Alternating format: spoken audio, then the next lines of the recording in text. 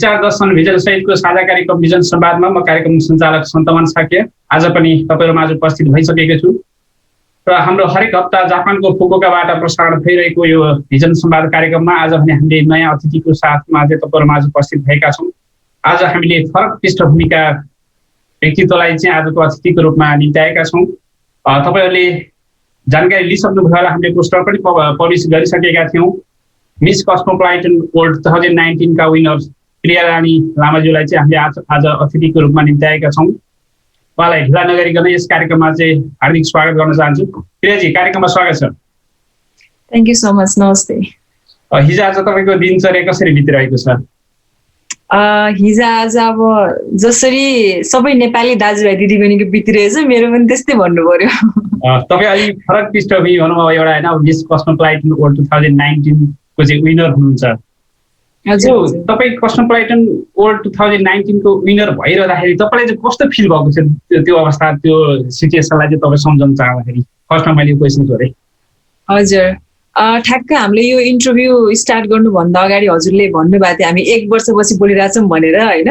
ठ्याक्क यतिखेर चाहिँ म लास्ट इयर चाहिँ म दसैँको टाइममा म यतिखेर मलेसियामा थिएँ होइन। अलिअलि टेन्सनमा होइन, अलिअलि एक्साइटमेन्ट, सबैजनाको सपोर्ट पाइरहेको थिएँ, हजुरहरूको सपोर्ट पाइरहेको थिएँ र लाइक 4-5 दिन अगाडि मात्रै लास्ट इयर्सको चाहिँ ट्यालेन्ट राउन्ड पनि भएको थियो। त्यसपछि त्यो सम्बन्धी पनि हजुरले न्युज लेखिदिनु भएको थियो। So it was like overall कुरा गर्नुपर्दा कस्तो हुन्छ भन्दा एक्साइटेड, किनकि नयाँ ठाउँ, नयाँ मान्छे, एउटै ठाउँमा तपाईँले 30 देखि 30+ वटा कन्ट्रीहरूको लेडिजहरू, डेलिगेट्सहरू भेट्न पाइराख्नु भएको छ होइन। सबैजनाले एक्सपिरियन्स गर्न पाउनुहुन्छ। अब त्यो पनि रमाइलो प्लस अर्को हेक्टिक सेड्युल भन्नुपर्छ होइन, किनकि अब खाने टाइम अनि सुत्ने टाइम, अब हिँड्ने टाइम चाहिँ त्यो अब हुन्छ नि एकदमै लाइक 4 घन्टा 5 घन्टा मात्रै सुत्न पाउने, त्यो भएको कारणले गर्दाखेरि अलिअलि आफ्नो हेल्थमा पनि इस्यु भइरहेको थियो मेरो। प्लस त्यसको साथसाथै सबै भन्नु पर्यो, ओभरअल मिक्स फिलिङ भन्नु पर्यो, एक्साइटेड प्लस अलिअलि टेन्सन पनि, स्ट्रेस पनि, सबै कुरा। तपाईँको यो इन्टरनेसनल प्लेटफर्ममा चाहिँ एउटा नयाँ एक्सपिरियन्स पनि तपाईँले लिनुभयो त्यसमा, किनकि 32 वटा देशको चाहिँ पार्टिसिपेटहरू रहनुहुन्थ्यो मिस कस्मोपोलिटन वर्ल्ड 2019 मा। त्यो 32 वटा देशका कम्पिटिसनहरूसँग पार्टिसिपेट भएर कम्पिटिसन गरिरहँदाखेरि तपाईँलाई चाहिँ के यो कम्पिटिसन मैले जित्छु जस्तो तपाईँलाई फिल भएको थियो? अनेस्टली भन्नुपर्दाखेरि चाहिँ फर्स्ट थिङ म हुन्छ नि इन्टरनेसनल पेजेन्टमा नेपाललाई रिप्रेजेन्ट गरेर जाँदाखेरि चाहिँ मेरो दायित्व भनेको चाहिँ आफ्नो मेरो देश के हो भनेर त्यहाँनिर चिनाउनु थियो होइन। जस्तै हामी अझै पनि नेपाल त्यति हुन्छ नि हुन्छ नि अब के अरे अन्डर डेभलप कन्ट्री भनेर हामीले चिन्छौँ होइन, डेभलपिङ कन्ट्री भनेर चिन्छौँ हामीले, तर त्यति साह्रो पनि पछाडि पनि छैन होइन, त्यति अगाडि पनि छैन। तर त्यही माझ जस्तै अब हुनुहुन्छ नि अस्ट्रेलिया अनि युकेदेखि लगायत न्युजिल्यान्ड, डिफ्रेन्ट कन्ट्रीहरू है, जापान, डिफ्रेन्ट कन्ट्री हरूको बिचमा नेपाल ल्याउँदाखेरि चाहिँ मलाई चाहिँ के भइरहेको थियो भने जितोस् नजितोस् आफ्नो ठाउँमा छ, तर यहाँनिर चाहिँ यो वर्ष चाहिँ मिस नेपाल आएको थियो र नेपाल भनेको यस्तो रहेछ है भनेर एउटा पहिचान चाहिँ म छाप चाहिँ छोडेर जान्छु भन्ने चाहिँ मेरो मनमा थियो। अब जित हार भनेको आफ्नो ठाउँमा छ, मेन चाहिँ जित्यो भने चाहिँ अफकोर्स प्राउडको कुरा हो, तर एटलिस्ट टप 12 सम्म पुग्यो भने चाहिँ मेरो लागि त्यो चाहिँ ठुलो अचिभमेन्ट हो जस्तो चाहिँ मैले सोचिरहेको थिएँ भन्नु पर्यो। अब यो विश्वमा चाहिँ miss competition, miss Nepal, miss world, miss cosmopolitan world भन्ने धेरै किसिमका चाहिँ कन्टेस्टहरू चाहिँ कम्पिटिसनहरू भइरहेको हुन्छ। तपाईँ यो मिस कस्मोपोलिटन वर्ल्डमै पार्टिसिपेट हुनुको मुख्य उद्देश्य चाहिँ के थियो? अब यस्तो छ हेर्नुहोस्, जस्तै हरेक पेजेन्टको चाहिँ फ्रेन्चाइज चाहिँ लिनुपर्ने हुन्छ। जस्तै मिस युनिभर्स छ, मिस वर्ल्ड, मिस सुपरनेसनल, डिफ्रेन्ट पेजेन्टहरू छ होइन। र मेजर 4वटा 5वटा पेजेन्ट चाहिँ hidden treasure, the hidden treasure, जसले चाहिँ 26 वर्षदेखि नेपालमा चाहिँ मिस नेपाल गर्दै हुनुहुन्छ। मिस नेपाल भनेर उहाँहरूसँग चाहिँ 4वटा 5वटा फ्रेन्चाइज छ होइन। So miss world, miss universe participate गर्नको लागि चाहिँ उहाँहरूकै पेजेन्टमा पार्टिसिपेट गरेर फर्स्ट, सेकेन्ड, थर्ड, फोर्थ भन्दा पनि उहाँहरूले चाहिँ क्याटेगोरी छुट्याएर चाहिँ 5 जनालाई चाहिँ विनर बनाएर चाहिँ पठाउनुहुन्छ। सो म चाहिँ त्यहाँबाट भन्दा पनि उहाँहरूको अर्गनाइजेसनबाट भन्दा पनि हिडन ट्रेजरको अर्गनाइजेसन भन्दा पनि भिन्दै अरू नै मिस कस्मोपोलिटन वर्ल्ड भनेर त्यो पनि एउटा टाइटल हो, त्यसको लागि चाहिँ गएँ। अब मिस वर्ल्ड जाने पनि ठुलो रहर थियो होइन, तर अब भन्न सकिँदैन, जे हुन्छ राम्रोको लागि हुन्छ भनेर सोच्नु पर्यो होइन। इभेन्ट या काम भनेको कुनै पनि सानो ठुलो हुँदैन, मेन भनेको तपाईँले त्यहाँ गएर के सिक्नुपर्छ, के सिक्नुहुन्छ भन्ने ठुलो कुरा। सो यही भन्नु, लकिली मिस कस्मोपोलिटन वर्ल्डको फ्रेन्चाइज चाहिँ मैले पाएँ र म जानु पाएँ, त्यही नै भन्नु पर्यो लकिली। यो मिस कस्मोपोलिटन वर्ल्ड 2019 मा चाहिँ तपाईँ पार्टिसिपेट हुनु, त्यहाँभन्दा अगाडि नेपालबाट प्रतिनिधित्व गर्ने कोही व्यक्तित्व चाहिँ त्यहाँ पार्टिसिपेट भएको रेकर्ड छ नेपालको प्रतिनिधित्व? मभन्दा अगाडि चाहिँ 2008 मा हाम्रो एकजना मिस नेपाल जानुभएको थियो, उर्षा थापा। सो उहाँले पनि ट्यालेन्ट राउन्डमा चाहिँ मिस ट्यालेन्टको टाइटल चाहिँ उहाँले पनि पाउनु भएको थियो। सो 2019 मा चाहिँ त्यसपछि उहाँ गएपछि चाहिँ 2019 मा चाहिँ म गएको। भनेपछि यो मिस कस्मोपोलिटन वर्ल्डको चाहिँ सुरुवाती भएको लगभग धेरै भएको छैन जस्तो लाग्यो। लाइक यो साल भएको भए चाहिँ 6 वर्ष हुन्थ्यो होइन। म गएको साल चाहिँ उहाँहरूको 5th सिजन रहेको छ होइन। 5th सिजन, म चाहिँ 5th सिजनमा उहाँहरूको गएँ र अब योपल्ट चाहिँ हुन पाइनँ, नत्र योपल्ट अब म मलेसिया गएर चाहिँ योपल्टको जो विनर हुनुहुन्छ उहाँलाई मैले क्राउन लगाइदिनु पर्थ्यो होइन। सो पेन्डेमिकले गर्दाखेरि म त जे कुरा पनि पोजिटिभ सोध्छु। एउटा चाहिँ के भन्दाखेरि अब जति पनि यो 1 वर्षमा गर्नुपर्ने मैले कामहरू थियो, इन्टरनेसनल भिजिटहरू थियो, मेरो प्रोजेक्टहरू थियो, त्योहरू सबै बन्द भयो। तर अर्को पोजिटिभ वेमा सोच्नु पर्दा 2 वर्षसम्म चाहिँ मिस कस्मोपोलिटन वर्ल्ड चाहिँ म नै हुन पाएँ भनेर चाहिँ म खुसी छु। लङ टाइमसम्म नेक्स्ट इयरको सक्सेसर नआएसम्म, क्राउन नलाइदिएसम्म, त्यति इन्जेलसम्म चाहिँ म नै मिस कस्मोपोलिटन वर्ल्ड हो भनेर त्यो चाहिँ ढुक्क मानेर बसिरहेको छु। त्यतिमा चाहिँ एउटा नयाँ अवसर पनि पाएको जस्तै फिल गर्नुभयो तपाईले?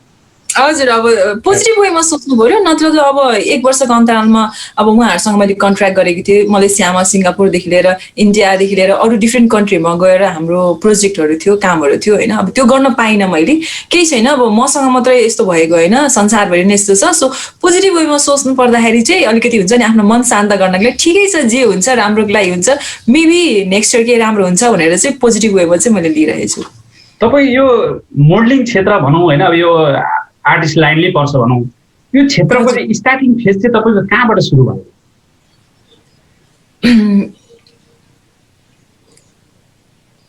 मेरो स्टार्टिङ कुरा गर्नु पर्दा चाहिँ 2008बाट चाहिँ मैले स्टार्ट गरेको भन्नु पर्यो होइन। अब लगभग 2008 भनेपछि 12 वर्ष नै भयो भन्नु पर्यो। यस, 12 वर्ष भयो। त्यो चाहिँ मेरो कस्तो थियो भन्दाखेरि मेरो पढाइको ब्याकग्राउन्डको कुरा गर्नु पर्दा चाहिँ म चाहिँ मेडिकल माइक्रोबायोलोजीको स्टुडेन्ट होइन। सो ठ्याक्क स्कुलिङ गर्ने बेला चाहिँ मेरो इच्छा चाहिँ, सानैदेखिको इच्छा चाहिँ के थियो भन्दाखेरि चाहिँ डक्टर बन्ने, र अर्को चाहिँ मैले ऐश्वर्या राईलाई जब मिस वर्ल्डको ताज पहिरेको देख्दाखेरि चाहिँ मलाई के हुन्थ्यो भन्दाखेरि वाउ, म पनि एक दिन चाहिँ यस्तो इन्टरनेसनल पेजेन्टमा गएर, बच्चादेखि नै चाहिँ इन्टरनेसनल पेजेन्टमा गएर चाहिँ यसरी नै ताज चाहिँ जितेर ल्याउँछु भनेर चाहिँ लाइक त्यो देखेको कारण त्यस्तो मनमा आउँथ्यो।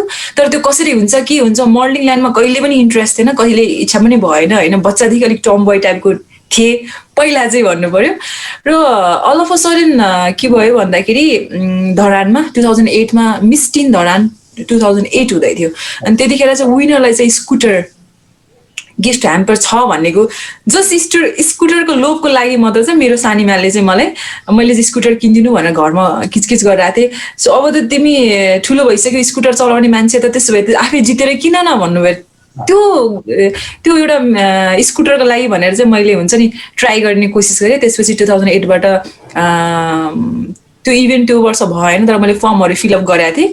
अनि नभएपछि चाहिँ मलाई अर्गनाइजरले तिम्रो हाइट पनि राम्रो छ, एउटा फेसन सो छ, पार्टिसिपेट गर न भनेर चाहिँ मेरो फेसन सोबाट स्टार्ट भयो। फेसन सोबाट स्टार्ट हुँदै गर्दा त्यसपछि मैले म्युजिक भिडियोहरू पनि गर्न थालेँ। हाम्रो राजेशपाल दाईहरूदेखि लिएर अरू 2-3वटा म्युजिक भिडियो गरेपछि चाहिँ हल्का इन्ट्रेस्ट पनि भयो, किनकि सानै उमेरमा अलिकति अर्निङ भएपछि मान्छेलाई चाहिँ म लाइक हुन्छ नि, ओहो हुँदै रहेछ है केही भन्ने टाइपको मलाई फिलिङ भइरहेको थियो। एटलिस्ट पकेट मनी घरमा माग्नु पर्दैन भनेर। सो 2010 मा चाहिँ फेरि मैले मिस पूर्वाञ्चल पार्टिसिपेट गरेँ र मिस पूर्वाञ्चलमा फर्स्ट रनअप भएपछि चाहिँ मलाई उहाँहरूले सबै क्राइटेरिया मिट भएको कारणले चाहिँ मिस नेपाल पठाउनु भयो पूर्वाञ्चललाई रिप्रेजेन्ट गर्न। सो त्यहाँबाट मेरो जर्नी स्टार्ट भयो भन्नुपर्ने हुन्छ। तर नेपालको कन्टेस्टमा कुरा गर्ने हो भने महिलाहरूलाई चाहिँ घर परिवारको वा समाजको पनि एउटा पोजिटिभ सपोर्ट नहुने स्थिति देखिन्छ, अहिले पनि त्यो स्थिति छ नि। तर तपाईँ अब 2008 2010 को कुरा गर्ने त्यो सिचुएसन पक्कै पनि फरक थियो, अहिलेको अवस्थाभन्दा त्यो पक्कै पनि फरक थियो। त्यो सिचुएसनलाई चाहिँ तपाईँले कसरी आफूलाई ह्यान्डल गर्नुभयो, गाउँ समाज परिवारलाई चाहिँ कसरी चाहिँ आफूप्रति एट्र्याक्सन गर्नुभयो, आफ्नो वेमा आफ्नो मुभमेन्टमा चाहिँ तपाईँले चाहिँ त्यहाँ सामेल गराउनुभयो, त्यो केही त्यस्तो इन्सिडेन्ट छ? हजुर, अब यस्तो छ हेर्नुहोस्, मेन कुरा हामीले अब पहिलादेखि सुनिआएको छौँ होइन, एजुकेसन भनेको एउटा यस्तो हतियार हो जसले गर्दाखेरि तपाईँले संसारको युद्ध लड्नु सक्नुहुन्छ भनेर चाहिँ भनाइ छ एउटा होइन। म पनि त्यही मान्छु। मेरो मम्मी ड्याडी दुवैजना एजुकेटेड हुनुभएको कारणले गर्दाखेरि होला सायद मलाई त्यस्तो प्रब्लम कहिले पनि भएन। म जन्मेको जनकपुरमा हो, मेरो मामा घर जनकपुर, मेरो मम्मी चाहिँ जनकपुर सिगरेट फ्याक्ट्रीमा काम गर्नुहुन्थ्यो। सो अब एजुकेटेड फ्यामिलीको ब्याकग्राउन्डबाट आइसकेपछि चाहिँ मम्मी ड्याडीले जहिले पनि मलाई पढाइतर्फ नै हुन्छ नि,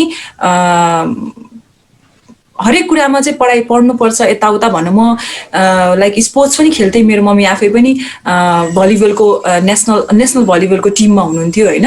सो म क्रिकेट पनि खेल्न गएको थिएँ भुटानमा, नेपाललाई रिप्रेजेन्ट गरेर।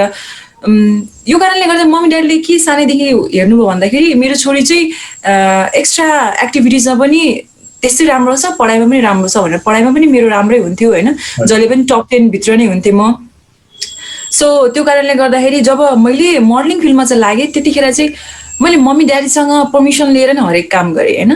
मम्मी ड्याडीले चाहिँ कहिले पनि नाइ भन्नु, एउटा मात्रै कुरा भन्नुहुन्थ्यो मम्मीले जहिले पनि, मलाई कुनै प्रब्लम छैन, तिमी फ्यासन सो गर, ब्युटी प्याजेन्टमा गर, छोटो छोटो ड्रेस लगाऊ, मोडलिङ गर, प्रब्लम छैन, तर तिमीले पढाइ चाहिँ कहिले छाड्नु भएन भनेर चाहिँ भन्नुहुन्थ्यो। So I promise my mom that like पढाइ चाहिँ कहिले छोड्दिनँ। मैले अब एसएलसी पनि दिइसकेको थिएँ, अब +2 पढ्नुपर्ने थियो, साइन्स लिएर जोइन गर्छु पनि भने मैले। त्यो कारणले गर्दाखेरि चाहिँ मैले यो स्पोर्ट्स क्रिकेट पनि छोडेँ पढाइको लागि चाहिँ। तर मोडलिङ फिल्डमा लाग्दै गर्दाखेरि के भयो भन्दा धरानमा चाहिँ मम्मी ड्याडीले किन भने पनि आफन्तहरू भनौँ न, रिलेटिभ्सहरूमा अब कतिजनाले चाहिँ अब मम्मी ड्याडीलाई कम्प्लेन गर्नुहुन्थ्यो होइन, अब तपाईँको छोरी चाहिँ बिग्रिसक्यो, लाइक हुन्छ नि साँझ घर आउँछ, किनकि अब अफकोर्स हेर्नु फ्यासन सो भनेपछि इभेन्ट भनेपछि इभिनिङमै हुन्छ, दिउँसो हुने कुरा होइन होइन। अनि त्यसपछि अब छोटो छोटो ड्रेस लाउँछ, अब पत्रिकाहरूमा फोटो आउनलाई नाम आउनु थाल्यो, त्यो भनेपछि मम्मीलाई कम्प्लेन गर्नुहुन्थ्यो। मलाई थाहा छ कम्प्लेन गर्नुभएको, अब सुनाउनु भएको, तर मम्मी ड्याडीले मलाई कहिले पनि भन्नु भएन यस्तो भनिरहेको छ। फ्यामिली ब्याकग्राउन्ड पनि एउटा एजुकेटेड फ्यामिली हुनुहुन्थ्यो होइन, एउटा तपाईँले पहिले पनि हाम्रो अफियर कुराकानीमा पनि तपाईँले भन्नुभएको थियो पहिले 1 वर्ष अगाडि होइन, आफ्नो फ्यामिली ब्याकग्राउन्ड चाहिँ अब गभर्मेन्ट इम्प्लोइ पनि हुनुहुन्छ, पक्कै पनि अब गभर्मेन्ट इम्प्लोइ भनेपछि एउटा राम्रै फ्यामिली मान्नुपर्छ। तपाईँ अब त्यतिखेरको सिचुएसनबाट यो अवस्थासम्म आउँदाखेरि कतिको स्ट्रगल गर्नु पर्यो तपाईँलाई लाइफमा? तपाईँको 10 वर्ष 11 वर्षको जर्नीमा कतिको स्ट्रगल गर्नु पर्यो? स्ट्रगल त म अहिले पनि गरिरहेको छु अनेस्टली होइन। एउटा चाहिँ के रहेछ भन्दाखेरि जो मान्छेले सिधा बाटो अप्नाउँछ उसलाई चाहिँ गाह्रै हुँदो रहेछ कुनै ठाउँमा पुग्नको लागि है।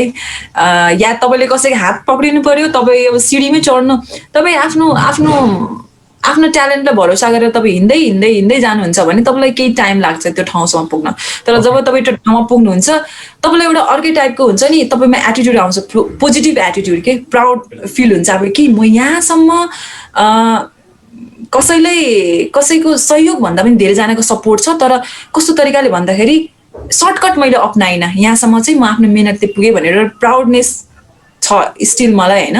तर स्ट्रगलको कुरा गर्नुपर्दा यस अब अहिले पनि अब हाम्रो समाजमा हेर्ने भए या हाम्रो इन्डस्ट्रीमा हेर्ने भए हामीले गरे बापतको हामीले पेमेन्ट पाउँदैनौँ, कति ठाउँमा इभेन्ट गरे हुन्छौँ, खटेको हुन्छौँ, त्यो अनुसारको हामीलाई गाह्रो भइरहेको हुन्छ। समटाइम फिल हुन्छ किन आफ्नो पढाइ छोड्ने भन्दा नि किन अब आफूले जस्तै अब मेडिकल माइक्रोबायोलोजी पढेको मान्छे म हस्पिटलमा काम गरेर हुन्थेँ या कहीँनिर प्रोफेसरको रूपमा काम गरेर हुन्थेँ, त्यो काम नगरेर म किन त्यसमा लागेछ भन्ने टाइपको महसुस चाहिँ मलाई लकडाउनको टाइममा भएको थियो होइन। तर त्यसपछि फेरि सोचेँ अब सबै कुरा आफूले सोचे जस्तो हुँदैन होइन। द्याट्स वाइ जे हुन्छ पोजिटिभ वेमा सोच्नुपर्छ। कहिलेकाहीँ अब अलिकति तलमाथि हुँदाखेरि मान्छे अत्तालिने गर्छ, म पनि भए स्वाभाविक हो किनकि म पनि ह्युमन हो होइन, मान्छे भएर जन्मेपछि त्यस्तो भइ नै हाल्छ। स्ट्रगलको कुरा गर्नुपर्दा बिचमा त्यस्तो स्ट्रगल भन्दा पनि मेन कुरा चाहिँ मिस पूर्वाञ्चलको टिम मसँग हुनुहुन्थ्यो, साथमा हुनुहुन्थ्यो। सो त्यो भएको कारणले चाहिँ उहाँहरूको सपोर्टले गर्दाखेरि पनि त्यति धेरै स्ट्रगल पनि गर्नु परेन, स्ट्रगल पनि गर्नु पर्यो काठमाडौँमा आएर चाहिँ होइन। मैले यहाँनिर तपाईँलाई क्रस क्वेसन गरेँ, तपाईँ मिस पूर्वाञ्चल 2010 मा चाहिँ मिस पूर्वाञ्चलमा सहभागी भइसकेपछि तपाईँले त्यो मिस पूर्वाञ्चलको चाहिँ उपाधि जित्न सक्नुभयो कि त्यसबाट के एचिभ गर्नुभयो? मिस पूर्वाञ्चलमा चाहिँ म फर्स्ट रनअप भएँ त्यतिखेर। हजुर फर्स्ट रनअप। र त्यो फर्स्ट रनअपको उपाधि जितेपछि चाहिँ मलाई म विनर भए जस्तो नै लाग्यो अनेस्टली, किनकि हाम्रो त्यतिखेर के थियो भन्दाखेरि हिडन ट्रेजरसँग मिस नेपालसँग के टाइप थियो भन्दाखेरि जो विनर हुन्छ उसले चाहिँ पूर्वाञ्चललाई रिप्रेजेन्ट गर्नको लागि चाहिँ डाइरेक्ट वाइल्ड कार्ड एन्ट्री पाउँछ भनेर अडिसन नदिइकन। सो सबै क्राइटेरिया लाइक +2 पास, त्यसै गरी हाइट 5'4" क्रस हुनुपर्छ। सो हाम्रो विनरको क्राइटेरिया मिट नभएको कारणले गर्दाखेरि चाहिँ उहाँको रिप्लेसमेन्टमा भनौँ न होइन म चाहिँ जान पाएँ। सो मेरो लागि एउटा बिग अचिभमेन्ट त्यही भन्नु पर्यो होइन। सो मिस नेपाल गएर आएपछि धेरै कुरा सिकेपछि ब्याक धरान फर्केपछि चाहिँ मैले एज अ ट्रेनरको रूपमा कोरियोग्राफरको रूपमा चाहिँ मिस पूर्वाञ्चलमा काम गर्न मौका पाएँ र अहिलेसम्म कन्टिन्यू छ भन्नु पर्यो। 11 देखि अहिलेसम्मै भन्नु पर्यो। अहिले तपाईँ धेरै विधामा चाहिँ अहिले निरन्तर लागिरहनु भएको छ। एउटा मोडलिङ क्षेत्र पनि भइगयो होइन, अब एउटा कोरियोग्राफर पनि तपाईँ आफै गर्नुहुन्छ, एउटा व्यवसायमा पनि तपाईँ त्यतिकै अब्बल हुनुहुन्छ होइन। अहिले तपाईँले भर्खर पनि अब कस्मेटिक सोरुम पनि उदाहरण गर्नुभएको छ, त्यो हामीले न्युज पनि सम्प्रेषण गरेका थियौँ। त्यो सबै कुरालाई चाहिँ मिलाएर लानको लागि एउटा महिला एउटा होइन एउटा लेडिजलाई चाहिँ कतिको सहज छ जस्तो लाग्छ?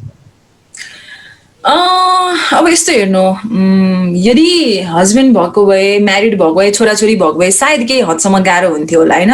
मैले अब सानो उमेरदेखि स्टार्ट गरेर सानो उमेरदेखि स्ट्रगल गर्नुपर्छ, आफ्नो लागि आफैले सोच्नुपर्छ, समाजको लागि गर्ने भए पनि तिमी आफैले नै सोच्नुपर्छ, अर्काको लागि भर नपर भन्ने कुरा मैले सिकेको र मम्मीले जहिले पनि यो सिकाउनु भएको कारणले गर्दाखेरि चाहिँ जति पनि बिजनेसहरू स्टार्ट गरेँ मेरो दिमागमा आइडियाज आउँथ्यो, मम्मी ड्याडीलाई सेयर गर्थेँ होइन। एटलिस्ट म चाहिँ सेयर चाहिँ गर्छु, त्यसपछि डिसिजन मम्मी ड्याडीको कुरा सुनेर चाहिँ के डिसिजन लिने मेरो हातमा हुन्छ, मम्मीले ड्याडीले कहिले पनि कर गर्नुहुन्न। यस गाह्रो त अफकोर्स हुन्छ। हेर्नुहोस् अब आफ्नो इभेन्ट छँदैछ, व्यवसाय छँदैछ, अब क्लोदिङ लाइन कस्मेटिक लाइन छँदैछ होइन, स्ट्रेस धेरै हुन्छ। धन्न मेरो कपाल झर्या छैन होइन, नत्र म केटा मान्छे भएको सायद तालु हुन्थ्यो होला। सो त्यो चाहिँ भएको छैन, नहोस् पनि। या स्ट्रेस हुन्छ, आफ्नो कामको स्ट्रेस छ। त्यसै गरी हामी यो मिडिया लाइनमा भइसकेपछि अब केही भयो भने मान्छेले अनेक थरीको कुरा भन्ने, त्यो आफ्नो ठाउँमा स्ट्रेस छ होइन। व्यवसाय अब यो लकडाउनले गर्दा झन् धेरै हामीलाई अब हुन्छ नि बिजनेस लाइनमा त धेरै नै घाटा भएछ, सबैजनालाई नै भएको छ होइन। सो स्ट्रेस हुन्छ, बट लाइक इट्स लाइक हुन्छ नि, म चाहिँ मेडिटेसन पनि गर्छु अलिकति, अलिकति होइन लाइक भगवान्लाई धेरै विश्वास पनि गर्छु। सो यो कारणले गर्दा पोजिटिभ वेमा इन्भल्भ, जे कुरा पनि पोजिटिभ सोचिरहेको कारणले गर्दाखेरि चाहिँ त्यति साह्रो लक्ष्य प्राप्तिको लागि चाहिँ positive thinking is the best है। एकदम पोजिटिभ थिङ्किङ। लाइक अब मान्छेले मलाई प्राय भनेर हुन्छ, ला प्रिया दिदी तपाईँको त अब 1 वर्ष कस्तो लस भयो, 3 इन्टरनेसनल जितेर पनि अब बाहिर जानु पाउनु भएन भन्छ। अनि म चाहिँ हाँसेर के भन्छु भन्दा सायद बाहिर जानु पाएन केही छैन, तर 2 वर्षमा मिस कस्मोपोलिटन वर्ल्ड त म हुन पाएँ नि भनेर पोजिटिभ सोच्छु। किनकि जहाँ पनि हेर्छ हरेक सिक्काको 2 पाटो हुन्छ भने चाहिँ तपाईँले एउटा नराम्रो हेर्नुभयो भने तपाईँले नराम्रै देख्नुहुन्छ, पोजिटिभ सोच्नुहोस् भनेर। किनकि एटलिस्ट मन शान्त गर्ने एउटा बाटो त हो भन्ने टाइपले चाहिँ म चाहिँ त्यसरी सोच्छु। जुन तपाईँको यो मोडलिङ क्षेत्रको यात्रा छ, तपाईँ मिस पूर्वाञ्चलको चाहिँ फर्स्ट रनर अप भएर पछि मिस नेपालमा पनि सहभागिता हुनुभयो। त्यो मिस नेपालमा चाहिँ तपाईँ कतिपटक सहभागिता जनाउनु भयो, वा मिस नेपालमा फर्स्ट सहभागिता वा सिके तपाईँ त्यस्तो केही फेरि त्यो दोहोऱ्याएर गर्नुभएको त्यस्तो केही इभेन्ट छ? हजुर डेफिनेटली।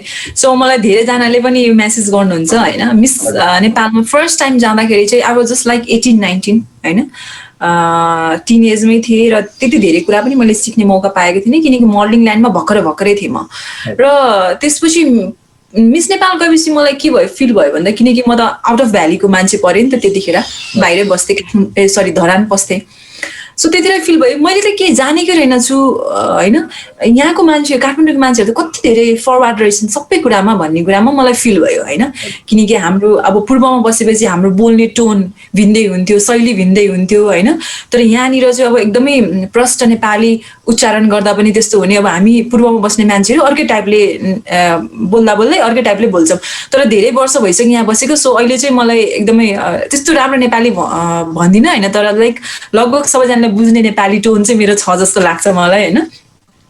अब पूर्व धरानमा बसेर चाहिँ यो क्षेत्रमा लागिरहँदाखेरि पूर्व धरानलाई चाहिँ जे भने मोडलिङ क्षेत्रको उद्गम स्थलको रूपमा पनि लिइन्छ, किनकि त्यो सबै फेसनको स्थानमा पनि पूर्व धरान चाहिँ अगाडि नै छ भन्छ, अहिलेसम्म पनि त्यो स्थान धरानले लिइरहेको छ। तपाईँ धरानको आउँदाखेरि पनि तपाईँलाई यो मोडलिङ क्षेत्रमा लाग्दाखेरि अलिक सहज भएको मान्न सकिन्छ? यस्तो छ हेर्नुहोस्, मोडलिङ फिल्ड र ब्युटी प्याजनको फिल्ड चाहिँ टोटली डिफ्रेन्ट नै हो होइन।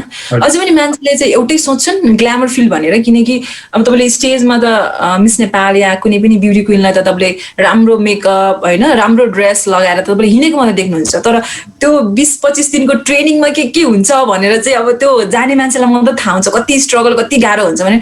मोडलिङ लाइन र ब्युटी प्याजन चाहिँ टोटली डिफ्रेन्ट हो। मोडलिङमा तपाईँले हुन्छ नि अलिकति ग्ल्यामरस देख्नु पर्यो, या तपाईँले एउटा ड्रेसको सोकेस गर्नको लागि तपाईँको हाइट राम्रो हुनु पर्यो, फिगर राम्रो हुनु पर्यो, तपाईँ फोटोजेनिक हुनु पर्यो, म्याटर गर्छ भने ब्युटी प्याजनमा चाहिँ सबै यो लाइक हाइट र बडी त आफ्नो ठाउँमा छँदैछ। हेर्नु तपाईँ अलिक मोटी हुनुहुन्छ भने घटाउन सकिन्छ, दुब्ली हुनुहुन्छ भने बढाउन सकिन्छ।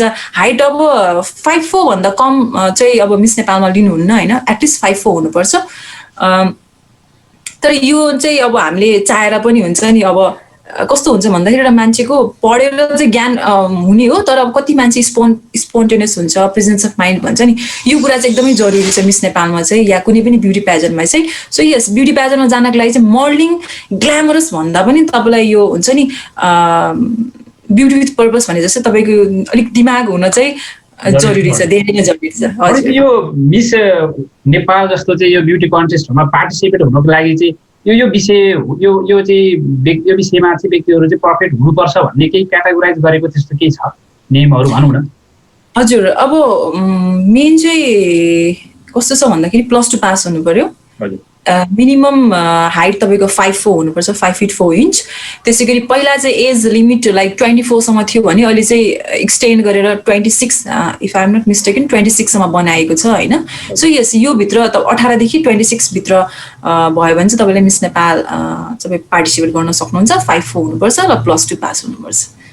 यो मिस नेपाल जस्ता यस्ता कम्पिटिसनहरूले अब होइन समाजभित्र रहेका विषयवस्तुहरूलाई चाहिँ कतिको समावेश गरेर चाहिँ त्यहाँ जुन प्रेजेन्टेसनहरू चाहिँ तपाईँहरूले दिनुपर्ने हुन्छ होइन। अब धेरै ट्यालेन्ट सोहरू पनि भइरहेको हुन्छ, त्यसमा धेरै जस्तो मान्छेहरूले अहिले पछिल्लो समय हेर्ने हो भने तपाईँले पनि मिस कस्मोपोलिटन वर्ल्ड 2019मा चाहिँ नेपालको चाहिँ अब दुर्गम स्थानको चाहिँ एउटा डकुमेन्ट्री त्यस्तो क्यारिकेचर गरेर चाहिँ तपाईँले प्रेजेन्ट गर्नुभएको थियो भन्नुभएको थियो।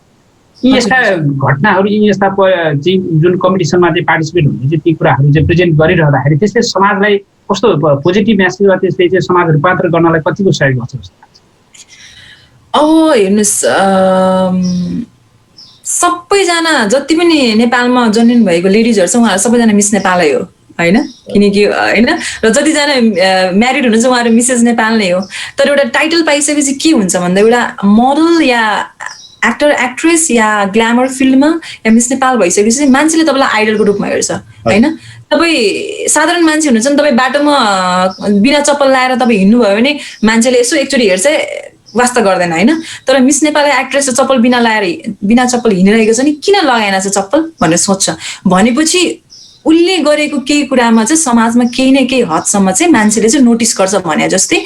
यस अफकोर्स अब हामीले बौद्धिक क्षमताको धेरै जरुरी छ मिस नेपाल या कुनै पनि ब्युटी प्याजनमा, र हामीले कुनै पनि कुरा पोर्ट्रे गर्दाखेरि या भन्दाखेरि चाहिँ मान्छेले सुनिदिन्छन्, ए उसले त यस्तो भन्दैछ के होला नि त भनेर चाहिँ। यस, द्याट्स वाइ कुनै पनि एडभर्टिजमेन्टमा या हरेक सेक्टरहरूमा चाहिँ एउटा आइडल व्यक्ति, एउटा इन्फ्लुएन्सर मिस नेपाल या कुनै पनि एक्ट्रेसहरूलाई चाहिँ या ग्ल्यामर फिल्डको मान्छेलाई चाहिँ त्यही कारणले लिनुहुन्छ। सो यस, केही हदसम्म होइन धेरै हदसम्म चाहिँ समाजमा चाहिँ हुन्छ नि पोजिटिभ वेमा चाहिँ इन्फ्लुएन्स परिरहेको हुन्छ।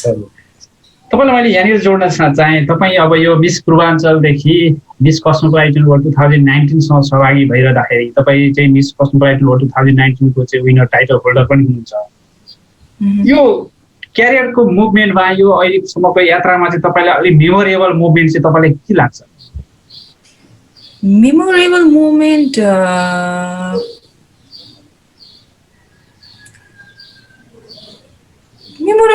भन्नुपर्दाखेरि सबै नै छ। फर्स्ट टाइम मिस पूर्वाञ्चल जित्दाखेरि जब मेरो नाम अनाउन्समेन्ट हुँदाखेरि मेरो ड्याड एकदमै शान्त स्वभावको हुनुहुन्छ, धेरै नबोल्ने टाइपको होइन। ड्याड एक्कासी आफ्नो सिटबाट उठेर क्याप हल्लाउँदै कराउनु चिच्याउनु भएको त्यो आफ्नो आँखाले देख्दाखेरि त्यो मोमेन्टदेखि लिएर मिस पूर्वाञ्चल मिस कस्मोपोलिटन वर्ल्डमा जब and the winner is miss Nepal भनेर अनाउन्समेन्ट गर्दाखेरिको एभ्री मोमेन्ट भन्नुभयो तपाईँले ठ्याक्कै यो क्वेसन सोध्नु हुँदाखेरि मलाई टप 10 को क्वेसन याद आयो होइन, what is the best moment of your life भनेर नै प्रश्न सोधिएको थियो मलाई। र मैले भने whenever every day whenever I open my eyes होइन, जब म उठ्छु आँखा खोल्छु होइन केही काम गर्छु, मेरो लागि एभ्री डे एभ्री मोमेन्ट नै मेमोरेबल हो जस्तो लाग्छ मलाई चाहिँ होइन। किनकि तपाईँले यो राम्रो र त्यो नराम्रो भनेर छुट्याउनु भन्दा पनि तपाईँले त्यो टाइममा चाहिँ जिउन सिक्नुपर्छ जस्तो लाग्छ होइन। कुनै कुरा नराम्रै भएको छ भने तपाईँले त्यहाँबाट सिक्नुहुन्छ, अफकोर्स नेक्स्ट टाइम तपाईँले रिपिट गर्नुहुन्न र आफूलाई लाइक इम्प्रुभ गर्नुहुन्छ। सो एभ्री डे नै भन्छु ल म, एभ्री डे आज घरबाट निस्कि मेरो स्कुटरको टायर पङ्क्चर भयो भने पनि त्यहाँबाट त्यो मेमोरेबलै हो, किनकि केही न केही सिकि नै रहेको हुन्छु, बाटोमा 10 रुपियाँ भेटायो भने त्यो पनि मेमोरेबल हो। सो एभ्री डे नै हरेक बिहानी भनौँ हरेक टाइम चाहिँ तपाईँको लागि एउटा नयाँ मेमोरेबल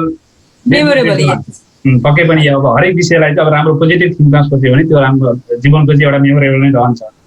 तपाईँ अब यो मिस कस्मोपोलिटन वर्ल्डमा चाहिँ नेपालको चाहिँ रिप्रेजेन्ट गरिरहँदाखेरि अब यसमा चाहिँ अब फाइनेन्सियल कुरा पनि महत्त्वपूर्ण रहन्छ, किनकि यो कस्टली पनि हुन्छ जस्तो लाग्छ मलाई। यो पिरियडमा चाहिँ यो मिस कस्मोपोलिटन वर्ल्डमा चाहिँ पार्टिसिपेट रहँदाखेरि अब यो फाइनेन्सियल सपोर्ट तपाईँ आफू स्वयंले मात्रै गर्ने हो, अब कुनै स्पोन्सरहरू वा गभर्मेन्टहरूबाट त्यस्तो केही सहयोग प्राप्त हुन्छ हुँदैन के छ? अब नेपालको बाहिरको कन्टेक्सको कुरा गर्नुपर्ने हुँदाखेरि उहाँहरूको एउटा गाउन उहाँहरूको अरू कन्ट्रीको जस्तै नामै लिएर भन्नुपर्दा मिस फिलिपिन्सहरू होइन, मिस थाइल्यान्डहरू, उहाँहरूको एउटा गाउन नै हाम्रो सबै ड्रेस गाउनको बराबरको हुन्छ है कस्टिङको कुरामा। किनकि उहाँहरूले लाखौँ लाख खर्च गर्नुहुन्छ, उहाँहरूले होइन उहाँको स्पोन्सरहरूले लाखौँ लाख खर्च गरिदिनुहुन्छ एउटा गाउनको लागि। एउटै गाउन नै अब 30, 40, 50 लाखको हुन्छ भने हाम्रो सबै ड्रेस मिलाएर हाम्रो सबै लगेज मिलाएर चाहिँ त्यति पनि हुँदैन अनेस्टली कुरा गर्नुपर्दा। अब जति पनि अब हिडन ट्रेजरले पठाउनुहुन्छ उहाँहरूको स्पोन्सर्स छ, उहाँहरूसँग डिजाइनरहरू छ, उहाँहरूले सपोर्ट गर्नुहुन्छ, तर केही हदसम्म चाहिँ आफूले पनि अलिअलि हाल्नुपर्छ। अब हामी आफ्नो तरिकाले जाँदाखेरि चाहिँ आफै फ्रेन्चाइज लिएर जानुपर्दा चाहिँ सबै कुरा आफूले गर्नुपर्छ, टिकटदेखि लिएर फ्रेन्चाइज फी लिएर ड्रेसदेखि लिएर सबै कुरा। अब गभर्मेन्टको सपोर्ट छैन, जस्तै बाहिर कन्ट्रीमा तपाईँ एकचोटि मिस वर्ल्ड या मिस युनिभर्स हुनुभयो भने अर्को वर्ष अर्को मिस वर्ल्ड मिस युनिभर्स आउँछ, तर तपाईँले चाहिँ भत्ता पाइराख्नुहुन्छ तपाईँ नमरुन्जेलसम्म जिन्दगीभर, त्यस्तो पनि कन्ट्रीहरू छ होइन। तर हाम्रो देशमा को विनर भयो, को आयो, को गयो, इन्टरनेसनल जितेर लिएर आयो नेपालमा होइन, त्यही पनि 100% मान्छेमा सायद 2% मान्छेलाई मात्रै थाहा होला कि मैले इन्टरनेसनल पेजेन्ट जितेर आएँ होइन। 98% मान्छेलाई वास्तव पनि छैन, मतलब पनि गर्दैन, थाहा भयो पनि हु केयर्स भन्ने टाइपको नै छन् भनौँ न। अब यस हामी नेपाली हो पनि त त्यही भएर होला सायद त्यही नै भन्नुपर्ने हुन्छ। सो यस अब मेरो फाइनेन्सियल कुरा गर्नु पर्दाखेरि चाहिँ एउटा प्लस थिङ के भयो भन्दाखेरि मेरो आफ्नै क्लोदिङ स्टोर भएको कारणले गर्दाखेरि मलाई त्यति साह्रो कपडाहरूको लागि त्यति धेरै सोच्नु परेन र मेरो केही सपोर्टर हुनुहुन्थ्यो, स्पोन्सर डिजाइनर हुनुहुन्थ्यो, उहाँहरूले मेन गाउनको लागि डिजाइन गरिदिनु भएको थियो। त्यो बाहेक अरूहरू चाहिँ सबै आफूले नै बिहोर्नु पर्यो भन्नुपर्छ।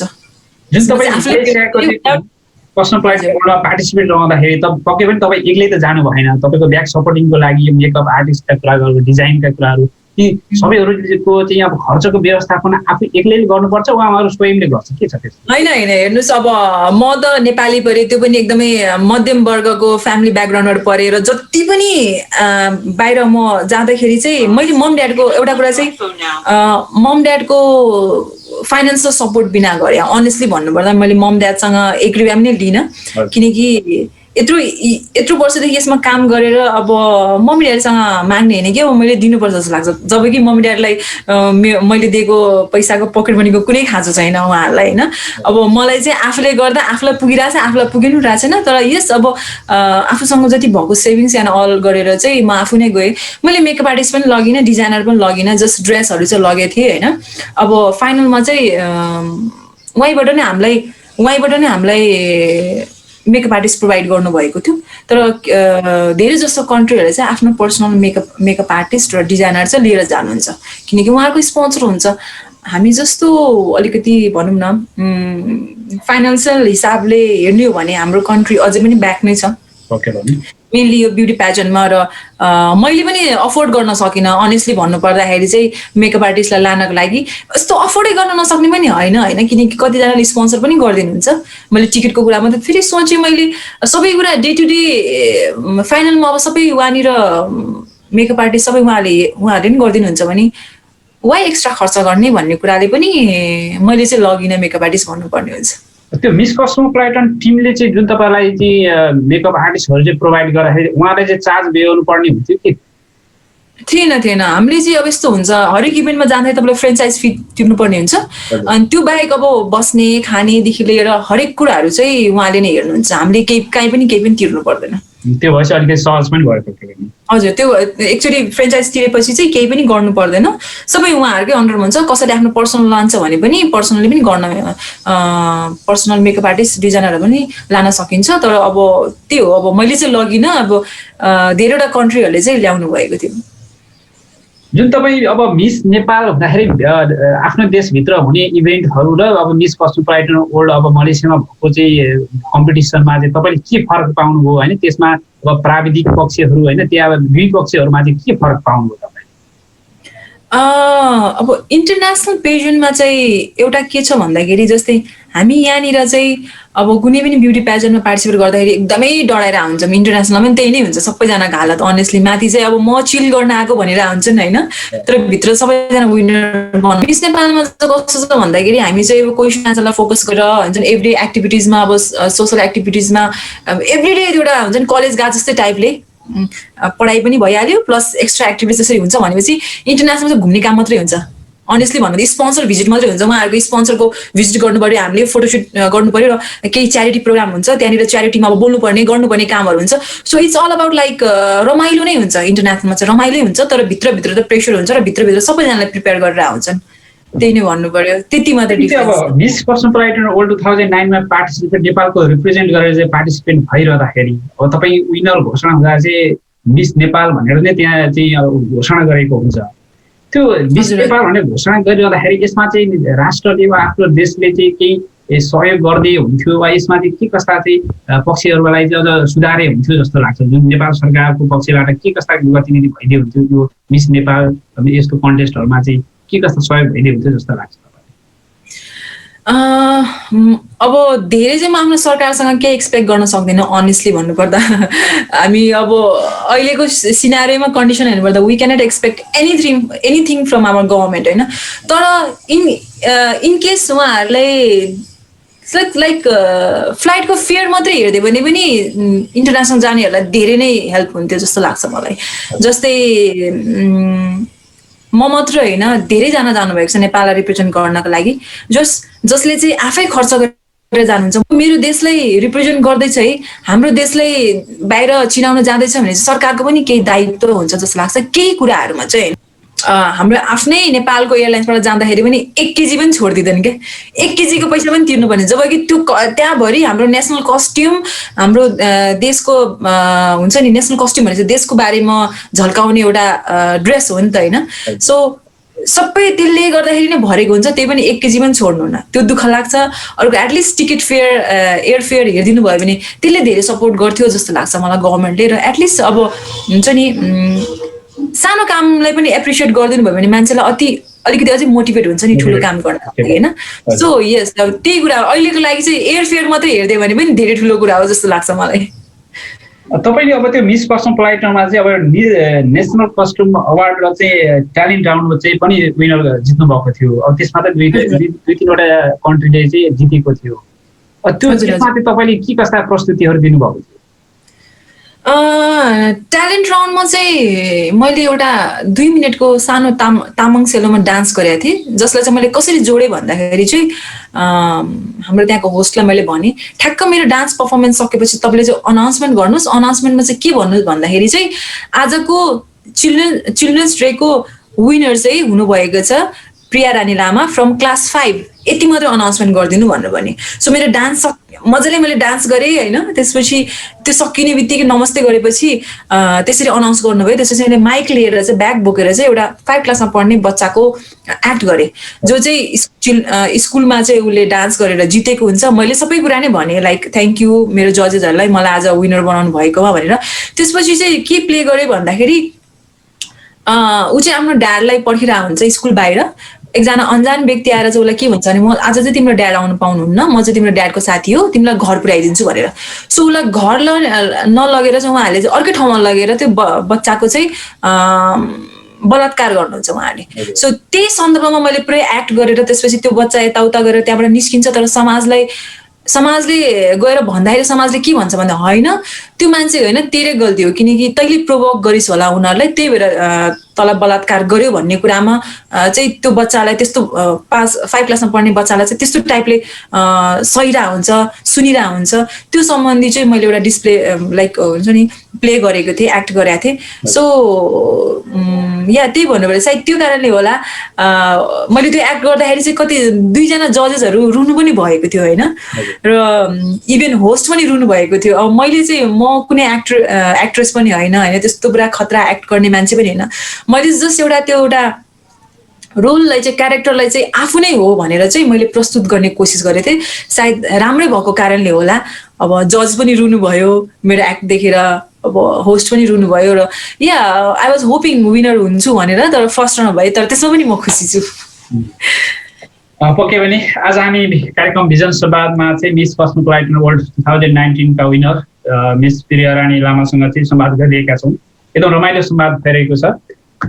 र तपाईँ अब यो मिस कस्मोपोलिटन वर्ल्डबाट चाहिँ आफ्नो विनर टाइटल जितेर नेपाल आइसकेपछि नेपाल त्यो कस्मोपोलिटन वर्ल्डमा पार्टिसिपेट नहुँदाको पहिलाको अवस्था र त्यसपछिको अवस्थामा आफूलाई के फरक पाउँछ? यस्तो छ हेर्नु, जस्तै म लगभग 11 वर्षपछि मैले इन्टरनेसनल पेजेन्ट जितेँ होइन। 11 वर्षको मेरो स्ट्रगल र मेहनत भन्नुभयो बल्ल बल्ल मैले जितेँ, र उताबाट आइसकेपछि त्यति खासै डिफ्रेन्ट भएन होइन, किनकि पहिला पनि म मोडलिङ भन्नाले ग्ल्यामर लाइनमा थिएँ, कोरियोग्राफी गर्थेँ, होस्ट गर्थेँ होइन। अहिले पनि जितेर आएपछि पनि त्यही गरेँ, तर यति मात्रै डिफ्रेन्ट के भयो भन्दा इन्टरनेसनल टाइटल चाहिँ जितेपछि चाहिँ केही हदसम्म आफ्नो डेजिग्नेसन अलिकति बढाए जस्तो टाइपले हुन्छ नि, त्यस्तो खासै फरक लागेन मलाई। अहिले पनि यस्तो कहिलेकाहीँ आफ्नो क्राउन स्याच हेर्दाखेरि मैले इन्टरनेसनल जितेकै हो त भनेर आफूलाई प्रश्न सोध्छु कहिलेकाहीँ होइन, विश्वास लाग्दैन नेपालले जित्यो भनेर। सो त्यति खासै मैले फरक चाहिँ पाइनँ, किनकि अहिले जे गरिरहेको छु पहिला यो इन्टरनेसनल जित्नुभन्दा अगाडि पनि त्यही कामहरू नै गरिरहेको थिएँ, किनकि यही फिल्डमा थिएँ म। त्यति धेरै फरक चाहिँ पाएको छुइनँ भन्नु पऱ्यो मैले। जुन अब यस्ता जुन मिस कस्मोपोलिटन वर्ल्ड वा मिस नेपालहरू यस्ता चाहिँ कम्पिटिसनहरू भइरहन्छ, यीबाट चाहिँ अब जुन तपाईँहरू मिस कस्मोपोलिटन वर्ल्ड 2019 को चाहिँ विनर भएर आइसकेपछि तपाईँको चाहिँ आफ्नो देशप्रति वा आफ्नो राष्ट्रप्रतिको दायित्व अब के रहला, के छ जस्तो लाग्छ तपाईँलाई? त्यो केही पोइन्टेड छ? अब दायित्व भनेको कुरा हेर्नुहोस्, मैले इन्टरनेसनल नजित्दा पनि as being a Nepali citizen मैले आफ्नो दायित्व पुरा गरेर थियो जस्तो लाग्छ। म ट्याक्स तिर्छु होइन, भ्याट तिर्छु होइन, यो हो एउटा नेपाली सिटिजनले गर्ने। म रुल्स फलो गर्छु, ट्राफिक नियमको पालना गर्छु, हरेक कुरा गर्छु। मैले आफ्नो हुन्छ नि गभर्मेन्टलाई गर्नुपर्ने सपोर्टहरू मैले गरिरहेको छु। बिङ अ इन्डिभिजुअल इन्टरनेसनल जित्नु पर्दैन, तर मेरो गभर्मेन्टले मेरो लागि के गरेको छ र हामी जस्तो युवाहरूको लागि के गरेको छ भन्ने प्रश्न चाहिँ म चाहिँ यहाँनिर चाहिँ क्वेसन गर्न चाहन्छु। उहाँहरूले चाहिँ के गर्नुभएको छ हाम्रो लागि होइन। इन्टरनेसनलमा त्यत्रो गएर आफ्नै खर्च गरेर हामीले चाहिँ त्यहाँनिर प्रिया रानी लामा भनेर कसैले पनि चिन्दैनन्, जसले पनि मिस नेपाललाई भनेर बोलाउँछ, किनकि हामीले शास्त्रै नेपालको लगाइरहेपछि नेपाल भनेर बनाउँछ, मिस नेपाल बनाउँछ। त्यत्रो इन्टरनेसनली 32 वटा कन्ट्रीमा मान्छेले अझै पनि कतिवटा कन्ट्रीमा चाहिँ नेपाल पनि छ र भन्ने पनि कन्ट्रीहरू भेटेँ मैले त्यहाँनिर, नेपाल भन्ने देश पनि छ र भनेर। त्यस्तो ठाउँमा मैले इन्टरनेसनल चिनाएपछि मैले गर्नुपर्ने काम गरिरहेछु। अझै पनि आउने दिनहरूमा पनि अब पेन्डेमिकले गर्दा हो, न त म बाहिर गएको भए अझै धेरै कुराहरू गर्ने चान्स मैले गुमाएँ। अहिले चाहिँ मैले दायित्व आफ्नो सबै पुरा गरेर छु जस्तो लाग्छ। बिङ नेपाली सिटिजन इन्टरनेसनल जितेको होस् या नहोस्, मेरो गभर्मेन्टले चाहिँ मेरो लागि के गरिरहेछ भन्ने चाहिँ प्रश्न लगाए धेरैजना यो बेला छ। हजुर, नेपालको आर्थिक अवस्था भनौँ, अब विकासको गति, विकासको स्थिति हेर्दा पनि अब अरू कन्ट्रीको तुलनामा धेरै पछाडि परेका छौँ। अब आर्थिक स्थितिलाई हेर्ने हो भने पनि हाम्रो अब हामी माइनस ऋणमै छौँ, देशभित्रका नागरिकहरू प्रत्येक माइनस ऋणमा छौँ भनेपछि यसबाट हामीले अब अपेक्षा गर्नु त स्वाभाविक हो, तर अपेक्षा पूर्ति गर्दा भन्ने चाहिँ हामीले अपेक्षा त्यो नराख्दा पनि हुन्छ अहिलेको कन्टेक्स्टमा। अब हजुरले यो कुरा निकालिहाल्नु, म अनेस्टली मेरो सोचाइमा चाहिँ के छ भन्दाखेरि हेर्नुहोस्, त्यत्रो नाकाबन्दी हुँदा पनि मैले स्कुटर चलाएर हिँडिरहेको थिएँ, काहीँ न कहाँबाट पेट्रोल म्यानेज हुन्थ्यो होइन। अब सिलिन्डरको भाउ 9,000 पुगे पनि मान्छेले चलाइ नै रहेको थियो भनेपछि हामी नेपालीहरू धेरै नै धनिक रहेछौँ अनेस्टली। अहिले पनि तपाईँ सपिङ मलहरूतिर जानुभयो भने भाटबेडिन जस्तो ठुलो ठुलो डिपार्टमेन्ट स्टोरमा जानुभयो भने मान्छेले एकचोटि सामान लिएर आउँदाखेरि मिनिमम 10,000 देखि 30,000 सामान किन्छ भनेपछि हामी नेपालीहरू एकदमै धेरै गरिब। कसरी गभर्मेन्ट चाहिँ लाइक हामी नेपाली चाहिँ एकदम धेरै धनिक, कसरी गभर्मेन्ट चाहिँ गरिब भयो भन्ने क्वेसन मार्क यहाँ पनि आउँछ जस्तो लाग्छ मलाई चाहिँ। यहाँ त अब धेरै विविध प्रश्नहरू अब जनताका होइन तपाईँ हाम्रा पनि धेरै प्रश्नहरू छन् अब किनकि अब यो भित्रका चाहिँ अब नेतृत्वहरूमा चाहिँ अब आफ्नो व्यवहार वा राष्ट्रप्रतिको चाहिँ माया भनौँ होइन, अब हाम्रो राष्ट्रहरूलाई कसरी अगाडि बढाउने भन्ने चिन्तन नहुनु पनि एउटा त्यो कमजोरी पनि हो होइन। अब कुनै पनि पद वा प्रतिष्ठानमा पुगिसकेपछि मानिसमा चाहिँ अब यो पैसाकै लोभका कारणले भ्रष्टाचार जस्ता चाहिँ अनियमित क्रियाकलापमा लाग्नु यी गतिविधिले पनि तपाईँ हाम्रा अपेक्षाहरू अब राष्ट्रको पनि यो अवस्था आएको हो। यी नेताहरू सम्बन्धित पक्ष चाहिँ यसमा चाहिँ सुध्रिन जरुरी छ नै जस्तो लाग्छ होइन। र अब यो लगभग हामी कार्यक्रमको अन्त्यतिर आइपुगेका छौँ। तपाईँ अब एउटा मिस कस्मोपोलिटन वर्ल्ड 2019 को चाहिँ विनर भइरहँदा विनर भइसक्दाखेरि अब आउने भावी पुस्तालाई अब आउने चाहिँ जुन कम्पिटिसनमा पार्टिसिपेट हुन चाहने युवा पिँढीलाई चाहिँ तपाईँ के भन्न चाहनुहुन्छ? म चाहिँ फर्स्ट थिङ के भन्छु भन्दाखेरि कुनै पनि इभेन्टमा पार्टिसिपेट गर्नको लागि चाहिँ हतार नगर्नुहोस्। पहिला आफ्नो एजुकेसन चाहिँ कम्प्लिट गर्नु पर्यो तपाईँले। तपाईँ जति एक्सपिरियन्स हुँदै जानुहुन्छ, तपाईँले सिक्दै जानुहुन्छ, बुझ्दै जानुहुन्छ, तपाईँलाई धेरै सजिलो हुन्छ जस्तो लाग्छ। कुनै पनि ब्युटी पेजेन्टमा इन्टरनेसनल मैले एउटा जित्नको रिजन म भन्दिनँ कि त्यहाँमध्ये 32वटा कन्ट्रीमा आउनुभएको सबैभन्दा राम्री म हो या सबैभन्दा टल म पनि भन्दिनँ होइन। सबैजना उत्तिकै हुनुहुन्थ्यो, सबैजना राम्री हुनुहुन्थ्यो होइन। मेन थिङ इज लाइक मेरो एक्सपिरियन्स भनौँ 11 वर्षको मेरो एक्सपिरियन्सले के हदसम्म मलाई मद्दत गर्यो। त्यसको साथसाथै चाहिँ जुन क्वेसनको आन्सर जुन तरिकाले मैले आन्सर दिएँ त्यो कारणले पनि मलाई मद्दत गर्यो भन्नु पर्यो। सो यस स्टडी र एजुकेसन चाहिँ एकदमै धेरै मोस्ट इम्पोर्टेन्ट थिङ छ। र त्यसको साथसाथै तपाईँको देशमा के भइरहेछ त्यो पनि बुझ्नु जरुरी हुन्छ। केही वर्ष अगाडि चाहिँ अब मेरो मम्मी पोलिटिकल ब्याकग्राउन्डमा हुनुहुन्छ, मामली पुरै पोलिटिकल ब्याकग्राउन्डमा हुनुहुन्छ। म चाहिँ भन्थेँ मलाई यो पोलिटिक्ससँग केही इन्ट्रेस्ट छैन भनेर भन्थेँ। आजको दिनसम्म आएपछि म अलरेडी मेरो लेट 20s छु होइन। आजको दिनसम्म आइसकेपछि मलाई फिल हुन्छ यस हामी सबैजनाले पोलिटिक्स गरिरहेछौँ। अनेस्टली भन्नुपर्दा डे टु डे लाइफमा गरिरहेछौँ। जो पदमा हुनुहुन्छ उहाँहरूले चाहिँ अलिक कुन तरिकाले पोलिटिक्स गर्नुभयो थाहा छैन त्यो कुरा चाहिँ, तर हामीलाई चाहिँ पोलिटिक्स सम्बन्धी पनि अलिअलि नलेज हुन चाहिँ जरुरी छ जस्तो लाग्छ मलाई। सो द्याट भन्छ नि youth are the pillar of nation भने जस्तै हामीले अहिले सोच्यौँ भने चाहिँ मेबी अबको 10-15 वर्षमा सायद केही चेन्जेस आउला कि भन्ने होप राखौँ। पक्कै पनि हामी त्यो होप राख्न चाहिँ छाड्नु भएन। र अब तपाईँलाई मैले नेपालभित्रको अहिलेको परिवेशमा चाहिँ जोड्न चाहेँ। हामीले अब मिस कस्मोपोलिटन दुई पक्ष अब मिस कम्पिटिसनहरूमा कुरा गऱ्यौँ र अहिले त नेपालभित्रको कन्टेस्टको कुरा गर्ने हुने अब अहिलेको सिचुएसन त विश्व कोरोनाबाट आक्रान्त भइरहेको अवस्था छ। नेपालमा अहिले पछिल्लो समय काठमाडौँ चाहिँ कोरोनाको हटस्पट पनि भनिरहेको छ। अब धेरै दिनानुदिन 2000-3000 को मात्रामा चाहिँ उपत्यकाभित्रै नै सङ्क्रमण पुष्टि भइरहेको छ। र अहिले अब हामी सामाजिक समानताका कुरा गर्छौँ होइन।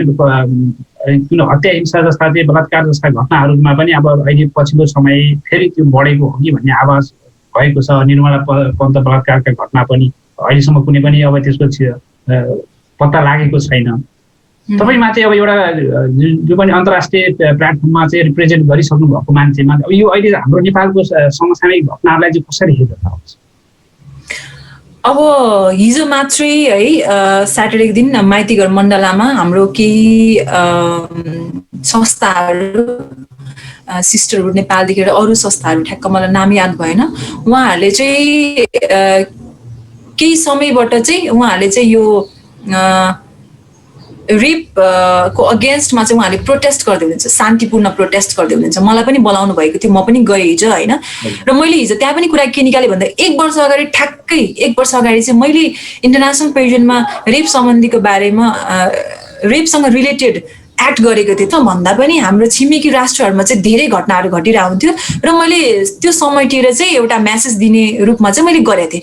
तर अहिले चाहिँ मलाई लाजैको कुरा के भयो भन्दाखेरि 1 वर्षपछि त्यो घटना झन् घटिरहेछ, धेरै नै बढिरहेछ होइन। अब कति कुरामा सामूहिक सञ्जालमा के कुराहरू भन्दै हुनुहुन्छ भन्दाखेरि छोरी मान्छेले लगाएको ड्रेसले गर्दाखेरि चाहिँ बलात्कार भइरहेको। अनि म हाम्रो प्रश्न के रहेको छ भन्दा 6 महिनाको नानीले होइन उसलाई के थाहा हुन्छ र कसरी ड्रेसअप गर्नु पर्यो, 6 वर्षको बच्चालाई के थाहा हुन्छ कसरी ड्रेसअप गर्नु पर्यो, त्यस्तो बच्चाहरूको त अनि बलात्कार भइरहेको हुन्छ। सो एउटा केटी मान्छेको ड्रेसको आधारमा चाहिँ रेप हुन्छ जस्तो लाग्दैन। इट्स अल अबाउट यो मेन्टालिटी होइन। अब रेप मात्रै होइन, एसिड अट्याकदेखि लिएर हरेक कुराहरू भइरहेको छ है। हाम्रो सरकारले नगरे होइन, गरिराख्नु भएको छ।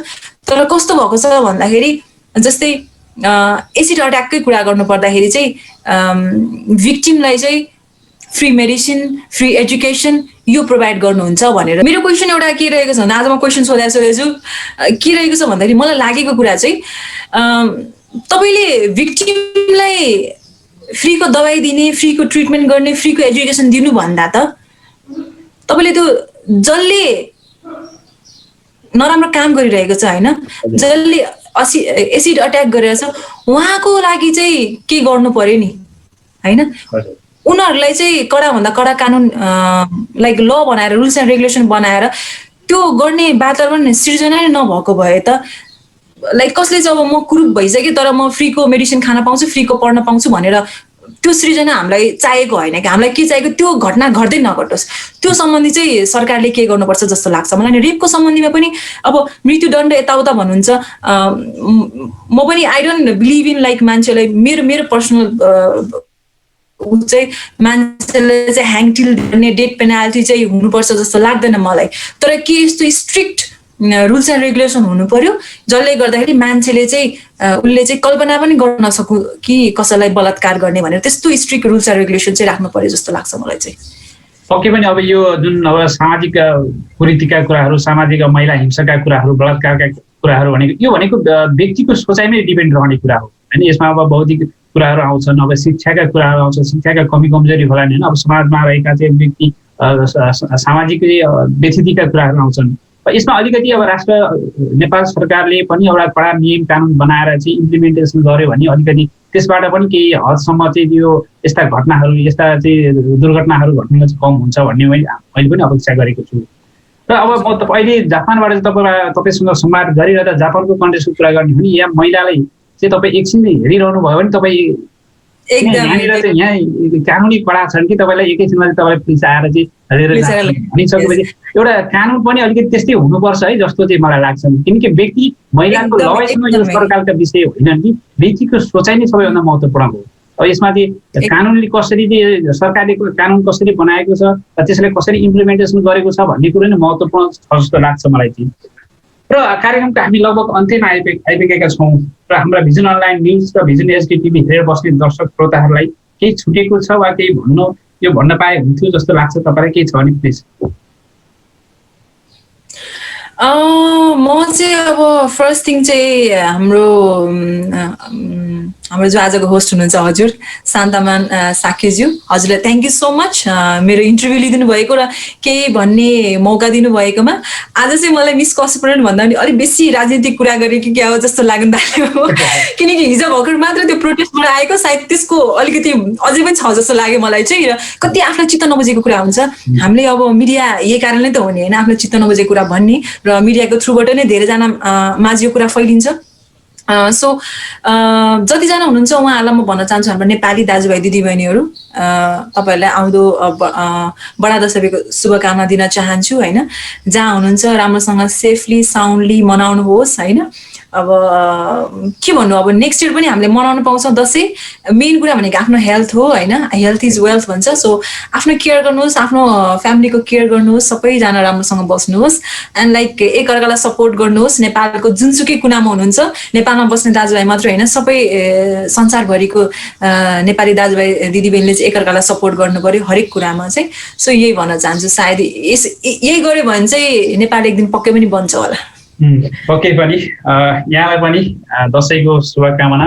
तिहार पनि आउँदैछ, छठ पनि, एकमुष्ट तपाईँलाई पनि शुभकामना। र भिजन अनलाइन न्युज हेरेर बस्नुहुने तपाईँ सम्पूर्ण दर्शक श्रोताहरूलाई पनि दसैँ राम्रोसँग मनाउनु होला। अहिले विश्व चाहिँ कोरोनाबाट आक्रान्त भइरहेको सन्दर्भमा चाहिँ आफू पनि सचेत रहनु होला, आफू पनि बाँचौँ अरूलाई पनि बचाउँ भन्ने सिद्धान्तलाई परिपालन पनि गर्नु होला भन्न चाहन्छु। र हामी आज लामो बहस पनि गरौँ, धेरै मिठा कुराहरू पनि भए, तपाईँका जीवनका घटनाहरू, अब परिवेशहरूलाई पनि नेपालभित्रका घटना परिघटनालाई पनि हामीले जोडेर संवाद गऱ्यौँ।